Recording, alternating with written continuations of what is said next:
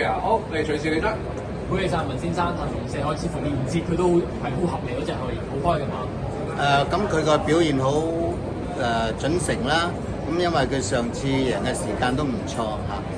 今場係咪刻意即係改變個稍稍呢場賽事咧，因為好多快馬喺度嘅，咁啊騎師都分析咗，若果我哋自己夠快咧，就擺前面走啦；若果唔夠內欄嗰啲馬快咧，就蝕住嚟啦。咁佢亦都跑得好出色啦，因為第六檔居然俾佢走得到入條內欄，守住個2、3位啊咁樣嚇，咁留翻嚟衝條直路，佢跑得好出色啦嚇。